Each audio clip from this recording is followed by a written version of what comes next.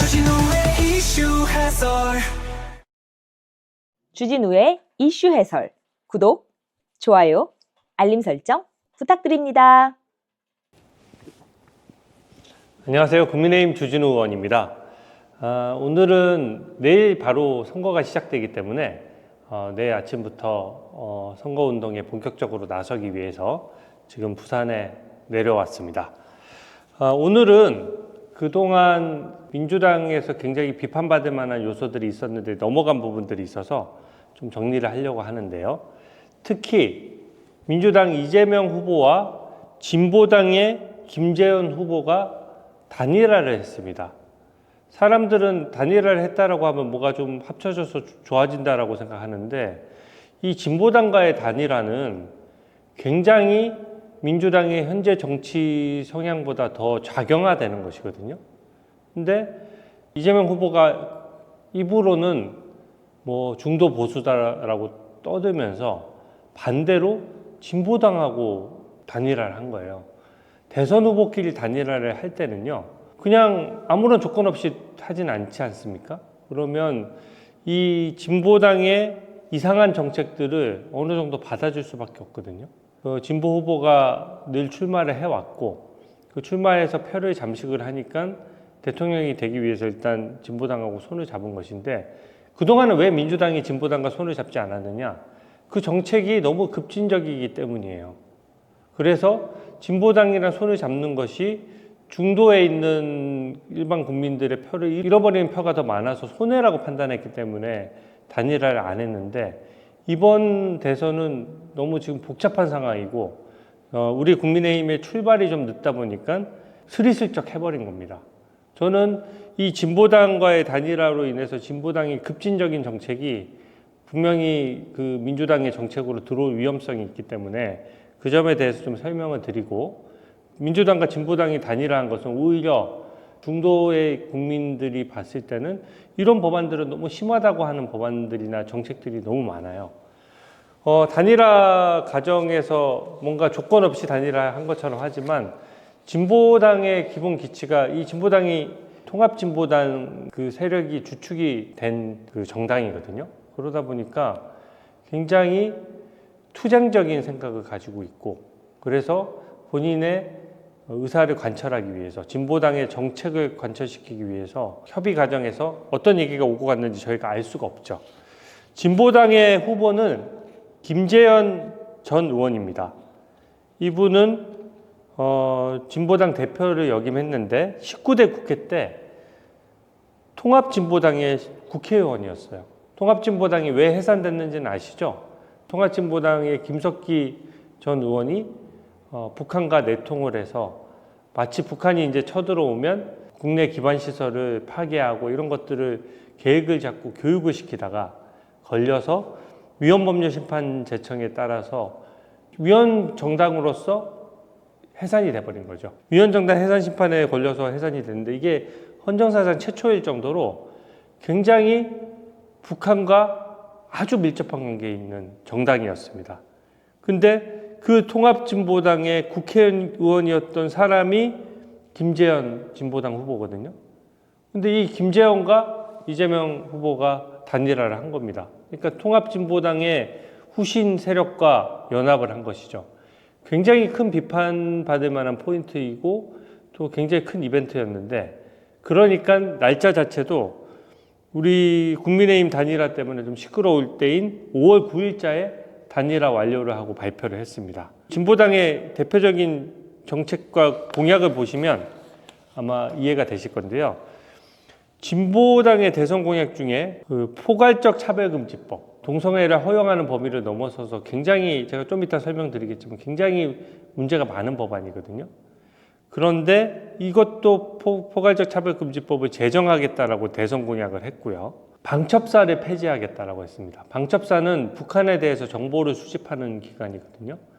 그러니까 어떻게 보면 북한에 대해서 깜깜이로 안보를 지키라는 것입니다. 그리고 여가부를, 지금 여가부에 대해서는 이제 어느 정도 남녀평등이 이루어지면서 가족부, 인구가족부로 바꾸자는 논의가 지금 진행 중인데, 성평등부로 전환하면서 오히려 부총리급으로 격상하겠다는 전반적인 정책들이 전부 다 급진적이죠.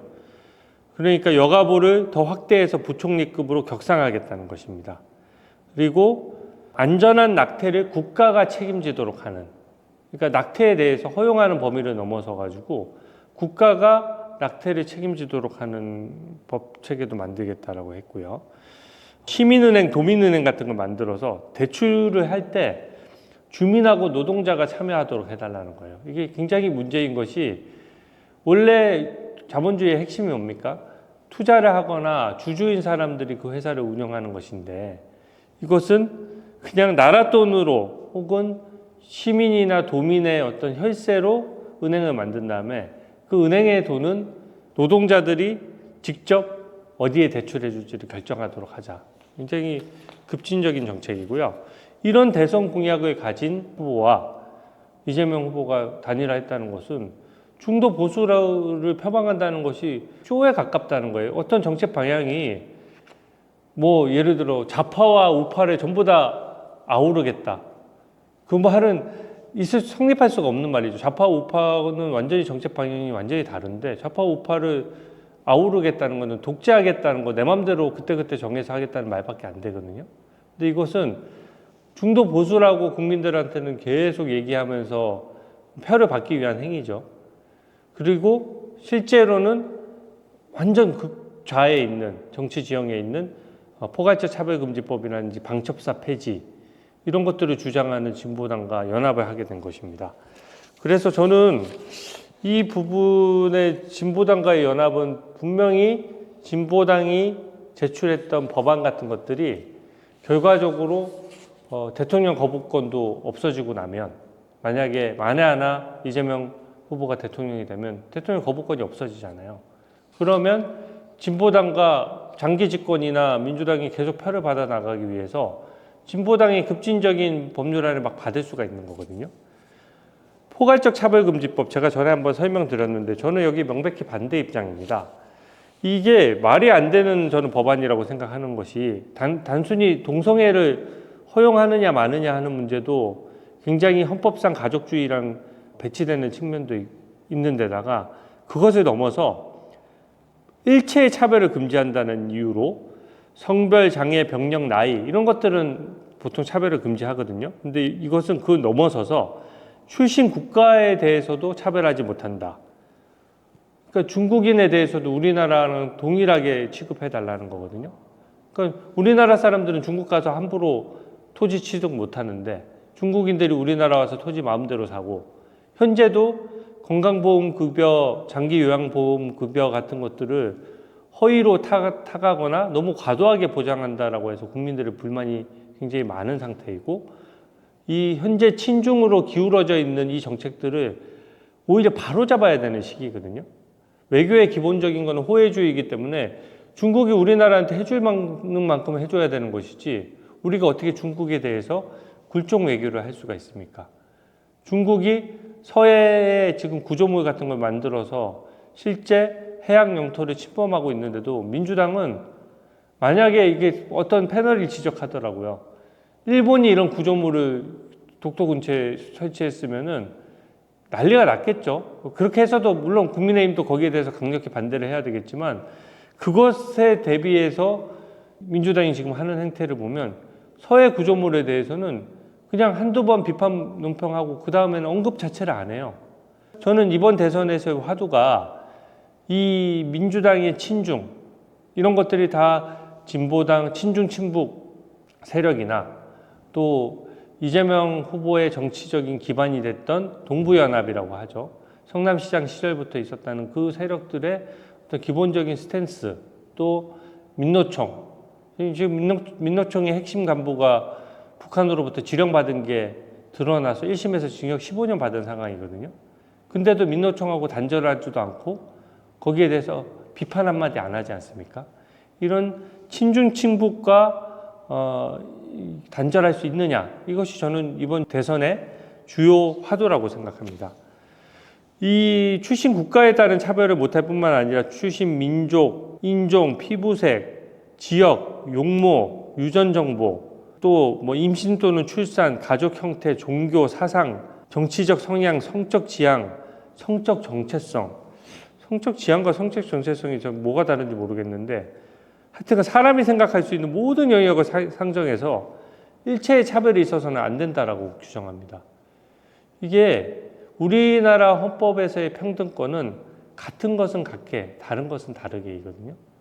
기본적으로 모든 국민이 법 앞에 평등해야 되고 이재명 후보는 자기 재판은 특권을 주라고 하면서 지금 진보당의 이런 포괄적 차별금지법은 단호히 반대해야 됨에도 불구하고 지금 민주당 의원들이 자꾸 발의에 도장을 찍어주고 있는 상황이에요. 이게 저는 좀 심각하다고 보는 것이 원래 진보당만이 포괄적 차별금지법을 주장을 했었어요. 근데 아시다시피 진보당 계열의 그런 정당들이 10명의 국회의원이 있어야 법을 발의할 수 있는데 법이 발의가 되면 일단 검토가 되고 논의가 될 수 있거든요.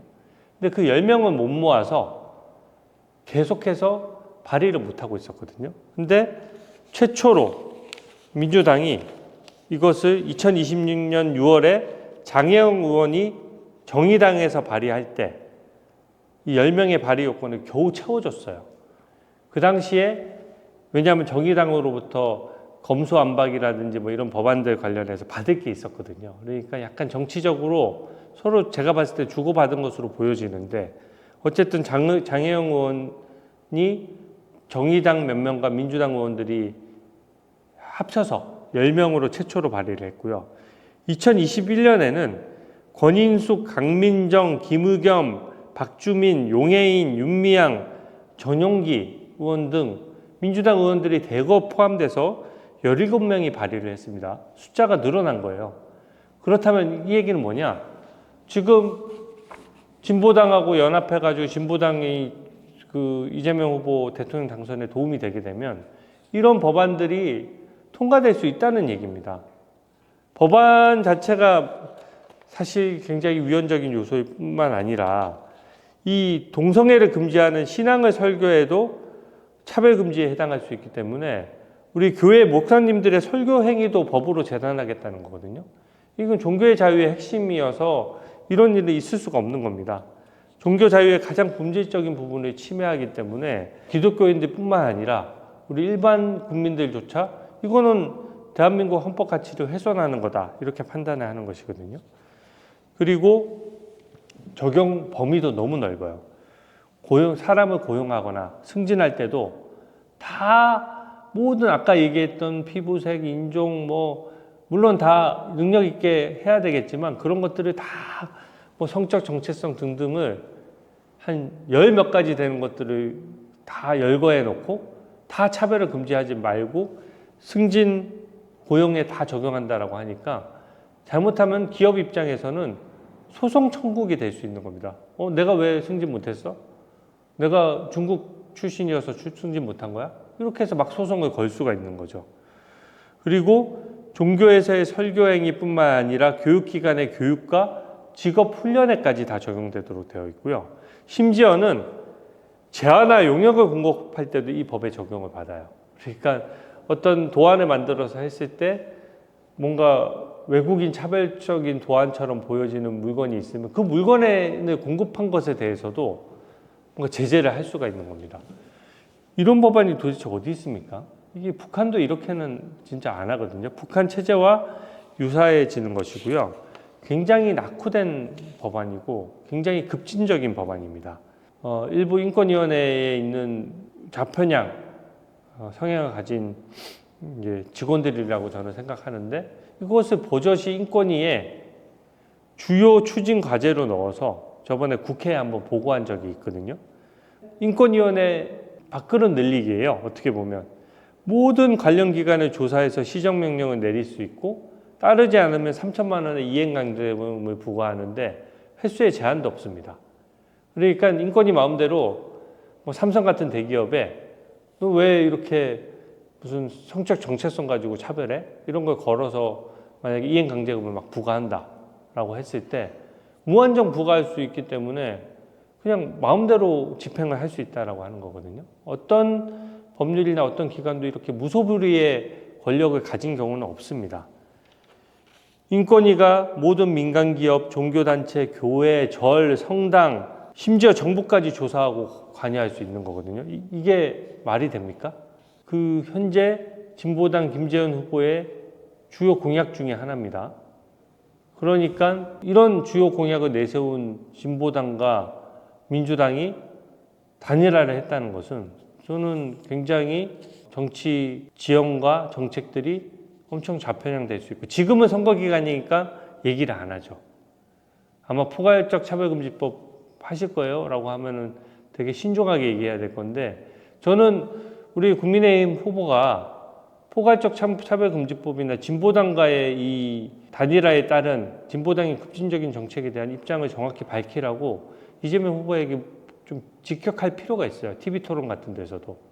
그러면 진보당 세력들은 또 보고 있는 거거든요. 포괄적 차별금지법이나 이런 걸 제정하려고 보고 있는데, 명확하게 이재명 후보가 거기에 반대한다라고 하면 진보당 세력 입장에서는 왜 우리가 단일화했냐, 이런 지금 불만이 나올 수가 있는 부분이고요. 이게 또 말에 얼버무리거나 하면 실제로 할 가능성이 있는 거거든요. 그러면 중도에 있는 국민들이 봤을 때 이 법안들은 너무 급진적이다.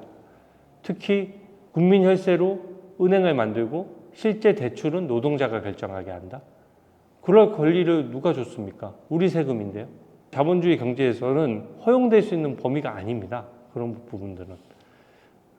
그래서 저는 이 부분들에 대해서 진보당 김재현 후보와 이재명 후보가 단일화하는 과정에서 본인들은 밝히지 않았지만 이 진보당의 대선 공약들을 제가 잘 분석해서 앞으로도 계속 추가 해설을 올리도록 하겠습니다.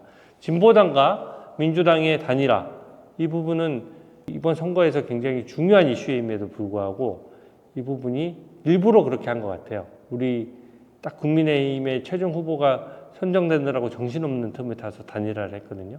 그러니까 그걸, 이 쟁점을 모르시는 분들 입장에서는 그냥 이쪽은 단일화가 잘 안 되는데 민주당은 진보당하고도 단일화하네? 이렇게 하지만 민주당이 그동안 진보당과 단일화 해오지 않았던 이유가 있는 거예요. 또 진보당도 마찬가지입니다.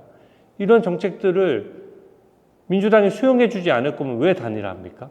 진보당은 이게 지금 그 본인들의 정책 목표거든요. 정당의 목표인데 그것을 관철시킬 수 있는 가능성을 높이기 위해서 단일화를 한 것이거든요. 그래서 기존에 단일화가 안 되던 것이 단일화 됐다는 것은 뭔가 의미 있는 양쪽 간의 대화에서 진전이 있었다는 것을 저는 의미한다라고 평가하고, 그렇기 때문에 그 부분을 국민 입장에서는 경계해야 된다. 그리고 너무 스펙트럼을 가장 좌의 끝까지 간 것이기 때문에 이것은 우클릭이 아니죠.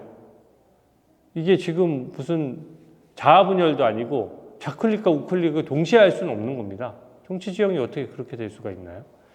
그래서 저는 이런 부분에 대해서 국민 여러분들께 계속 알려나가도록 하겠습니다. 오늘 해설 이것으로 마치겠습니다. 고맙습니다. 추진호의 이슈 해설